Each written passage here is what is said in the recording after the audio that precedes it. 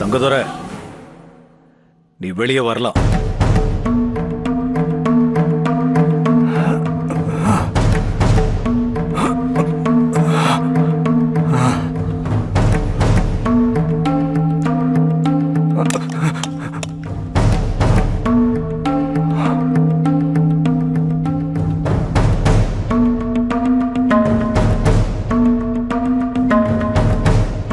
இதுக்கு மேல யாரும் வரமாட்டாங்க.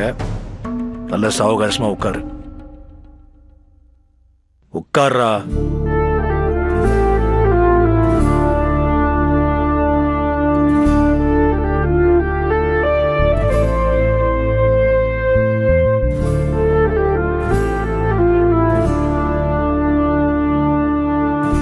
இந்த தலைமறைவு வாழ்க்கை உனக்கு தேவையானா?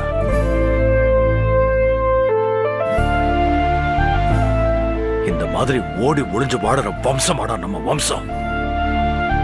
நெஞ்ச நிமித்திக்கிட்டு எதிரிய நேருக்கு நேரா பாக்குற ஜெயிக்கிற வம்சம்டா நம்மது. அப்படிப்பட்ட ஒரு வம்சத்துக்கு இந்த மாதிரி ஒரு கரும்புள்ளிய கொண்டு வந்து சேர்த்துட்டியடா.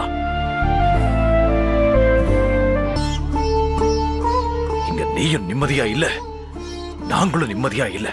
அந்த வீட்லயும் யாரும் நிம்மதியா இருக்க மாட்டாங்க. ஏண்டா ஏண்டா இந்த மாதிரி செஞ்ச? உன் ஒருத்தனால நாங்க எல்லாருமே அசிங்கப்பட்டு அவமானப்பட்டு நிக்கிறோம். இதெல்லாம் எங்களுக்கு தேவையானா? நீ உன் சந்தோஷத்துக்காக பண்ண காரியத்துக்காக நம்ம பரம்பரைக்கு எவ்வளவு பெரிய அவமானம் வந்து சேர்ந்திருக்குன்னு தெரியுமாடா உனக்கு? இதுல இருந்து மீண்டும் வரத்துக்கும் வெளியில கம்பீரமா சகஜமா தலையை காட்டுறதுக்கும் ரொம்ப நாள் ஆகும்டா. ரொம்ப நாள் ஆகும். இப்பவே ஒவ்வொருத்தரும் போன் பண்ணி, என்ன முத்துப்பாண்டி, ஓ அண்டம் பையன் போலீஸ்ல இருந்து தப்பிச்சு போயிட்டானமேனு கேலியா கேக்குறாங்கடா. நாங்க எல்லாரும் கூட தாங்கிக்குவோம். பாவம் பாண்டியம்மா, என் நேரம் நொறுங்கி போயிருப்பா. மொத்தமா சுக்கு நூறா உடஞ்சு போயிருப்பா. அந்த அளவுக்கு நம்ம குடும்பத்தை வம்ச கௌரவத்தை நேசிக்கிறவடா அவ. உன்னை பார்த்தா இங்கே வெட்டி போட்டலாமா, கழுத்தை நடிச்சு கொன்னுடலாமான்னு கோவமா வருதுடா. எனக்கு கோவமா வருது. ஏண்டா பிறந்ததுல இருந்து உன் கூடவே வளர்ந்த திலகா வாழ்க்கையை நாசம் பண்றதுக்கு உனக்கு எப்படிடா மனசு வந்துச்சு? இத பத்தி உன்கிட்ட பேசவே எனக்கு கூச்சமா இருக்குடா, அருவருப்பா இருக்கு.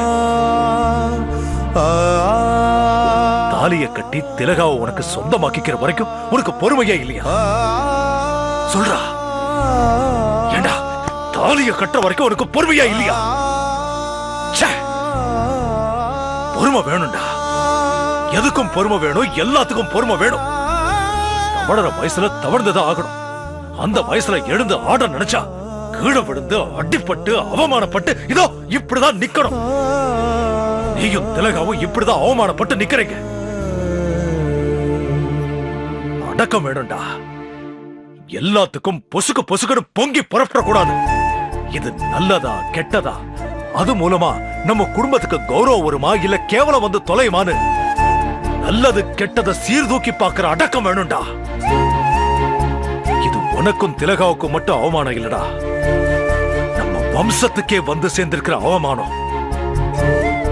இன்னும் இந்த வீட்டுல கல்யாணமாகாத நீலாவதி இருக்கா, வேல்முருகன் இருக்கா.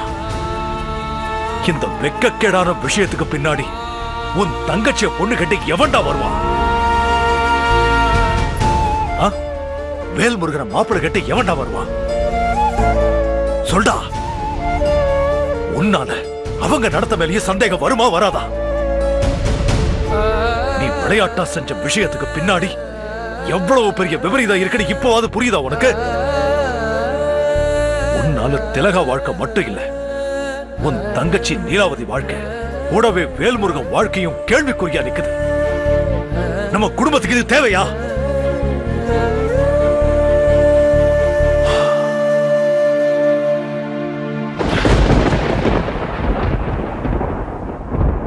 டேய், யாரா அந்த காஞ்சனா? அவ சொன்னது நிஜமா?